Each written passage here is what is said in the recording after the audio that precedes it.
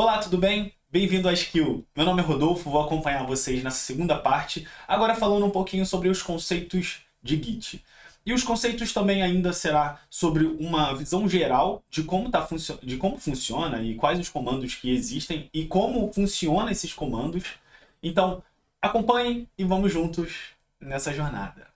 Então agora eu vou explicar um pouquinho sobre alguns conceitos básicos também do Git, que é muito importante. Bom, repositório. O que é um repositório? O repositório nada mais é um lugar onde você adiciona e aloca o seu código ou o seu texto, né? Bom, o que seria um repositório? Um repositório nada mais é do que um lugar, imagina que aqui. Vocês podem imaginar o Drive, o Google Drive, um pendrive, qualquer lugar que eu possa armazenar algo. Se eu tenho um pendrive, eu posso armazenar meus PDFs, meus arquivos, certo? E aqui no caso do repositório, a gente consegue não só fazer com que seja armazenado, mas a gente pode fazer essa contribuição do Rodolfo e da Amanda também. Por quê? Lembra da editora que eu havia falado? O repositório poderia ser a editora, por exemplo. Momento. O repositório, lembre-se que o que a editora representa aqui pra gente? É a editora que publica nossas coisas, é a editora que recebe todo o conteúdo que a gente já que a gente fez, e aí eles fazem um processo lá, enfim, de juntar tudo isso. Só que aqui o repositório, ele pode ser local ou pode ser também remoto. O que a gente chama de repositório remoto, se vocês já ouviram falar no GitHub, é importante que vocês entendam o que é o GitHub. Tem o Bitbucket, que é um repositório também, online, e nós chamamos isso de remoto. Temos o GitLab. Todos são repositórios remotos, certo? Então, com esses repositórios remotos, a gente consegue ter uma centralização. Então, o que eu estou fazendo no meu repositório local, que é isso tudo aqui eu armazeno no meu repositório local, certo? Imaginem que eu tenho um pendrive e estou colocando tudo isso, essa linha do tempo toda no meu pendrive. E agora eu preciso enviar isso para a editora. Então, como eu posso enviar? Aí existem outros conceitos também que a gente vai abordar em outro momento também. Perfeito. Então, é importante que vocês entendam que tem esse conceito de repositório e agora a gente vai para o conceito de commit. Nós temos aqui o conceito de commit. Então, o que seria um commit? Um commit é um registro que agora é o momento em que a gente cria essa linha do tempo. Bom, se eu tenho isso aqui, imaginem que eu vim aqui, eu tenho, e foi na data 12 do 5 de 2022, por exemplo. Bom, essa foi a data em que eu terminei essa parte. Aí, bom, eu posso dizer o autor que sou eu, é o Rodolfo. E isso daqui precisa de um número de identificação, que na computação nós chamamos de hash, mas enfim, eu vou colocar aqui número de identificação. Número de identificação. Esse número ele tem que ser único. Ele não pode ser um número que é repetível, que pode repetir aqui durante esse contexto. É um número único e é um número que a gente consegue identificar. E a gente também dita o que foi feito. A gente coloca uma mensagem, nós chamamos de mensagem. Então essa mensagem dita que é, sei lá, criação do segundo parágrafo. Certo? Então com essas informações, certo? Eu consigo identificar muitas coisas, vocês concordam? Que isso aqui são boas métricas? Nós temos boas métricas aqui. Se temos boas métricas, nós podemos dizer que isso aqui seria um commit para isso daqui, certo? Só que aqui a gente também guarda a hora, então ajuda mais ainda. A gente consegue fazer o conceito, que nós chamamos isso aqui de timestamp. Então guardamos a hora também. Vou colocar aqui qualquer hora, 13 horas, por exemplo. Lógico que eu vou mostrar isso para vocês nos próximos vídeos, nas próximas aulas também, né? Podemos dizer assim. De uma forma em que o Git faz. Isso aqui é uma forma abstrata para vocês entenderem. Então, cada etapa daqui recebe o mesmo contexto. Se for isso aqui foi no dia 13, então vai ter a hora. E aqui vai ter também uma outra mensagem, terceiro parágrafo, por exemplo. Terceiro parágrafo. Terceiro parágrafo. Perfeito. E mesma coisa esse último processo. E eu vou botar aqui uma outra data. E mesmo esse aqui vai ser o quarto parágrafo. Quarto parágrafo. E aqui o número de identificação, eu vou colocar qualquer número. Eu vou colocar 4. Não é assim, gente. Eu vou explicar também isso mais à frente. Mas vou colocar um número aqui. Só para que a gente possa seguir para vocês entenderem. Perfeito. E aqui também recebe... Aqui também tem o seu próprio commit, certo? Aqui, 10, por exemplo. Aí aqui, finalização do projeto. Então, a gente pode colocar algo assim. E isso aqui foi finalizado dia 21, por exemplo. Bom, aqui a gente já tem várias informações, então a gente pode dizer que a gente tem vários commits. Isso é um conceito de commit. Um momento da linha do tempo em que esses arquivos foram feitos para a gente um dia precisar. Um exemplo. Vamos dizer que eu deletei sem querer esse arquivo, então eu consigo recuperar. Se eu deletei, eu posso lembrar. Isso deve estar entre dia 10 e 12, então eu consigo fazer um git log, que é um dos conceitos que a gente vai falar também, e buscar essas informações. Mas vamos primeiro para o conceito de branch. Vamos explicar um conceito de branch. Bom, o Git, ele tem...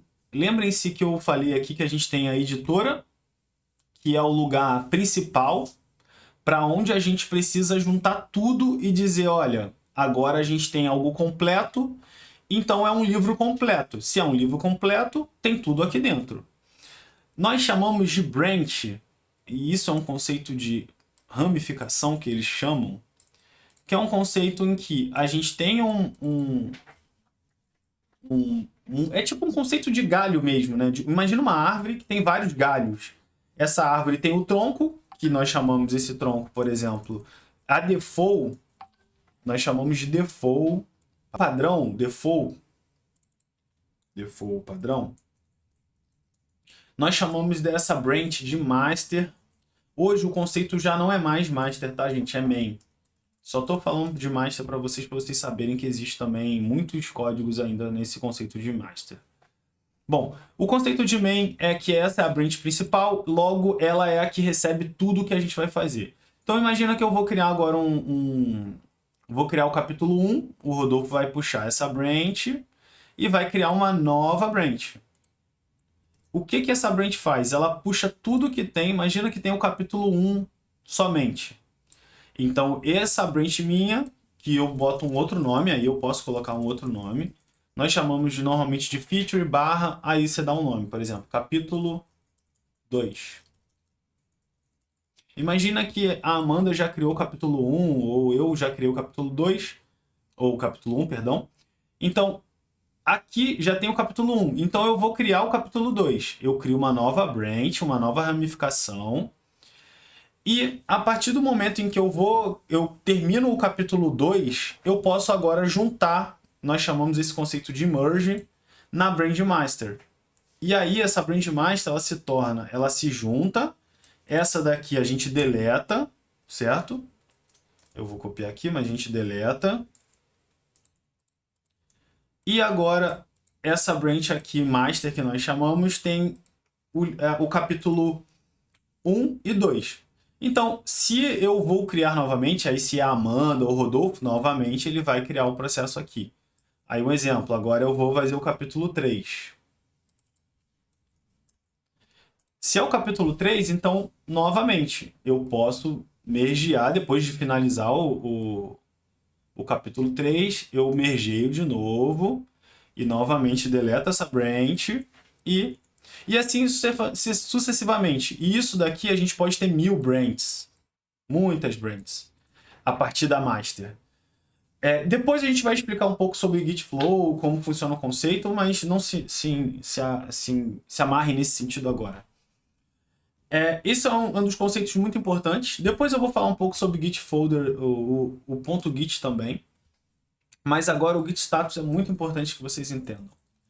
Eu sempre falo para as pessoas que se você tiver algum problema no repositório Git, sempre dê um Git Status. O que é o Git Status? Git Status é isso, dá um Git Status, por exemplo. Git Status.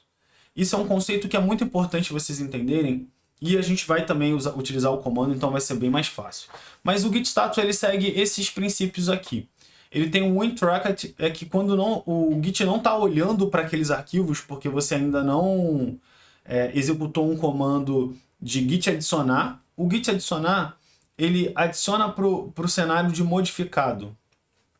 E quando eu altero algum arquivo que já está sendo traqueado é observado. O que é observado? Imaginem que aqui, se eu não falar para o Git, eu já estiver dado um git init, inicialização do Git, no projeto, ele vai dizer assim, ó, beleza, você tá tudo em vermelho, então nada tá na área de stage. E tudo tá untracked. O que é untracked? Eu mostro para vocês aqui rápido. Por exemplo, vem aqui. Se eu der um git status, ó, isso é untracked. Isso é algo que o Git sabe que foi modificado, mas ele não adicionou ainda a área de staging. Então, aqui, se vocês olharem na imagem, ele foi modificado, mas ele ainda não está na área de staging. Então, para a gente passar para essa área de staging, a gente precisa dar um git add. Esse git add, ele torna isso aqui verde. Eu não vou fazer agora porque isso aqui é um projeto realmente que eu não posso fazer isso, mas depois eu faço e a gente vai fazer isso com um projeto mesmo.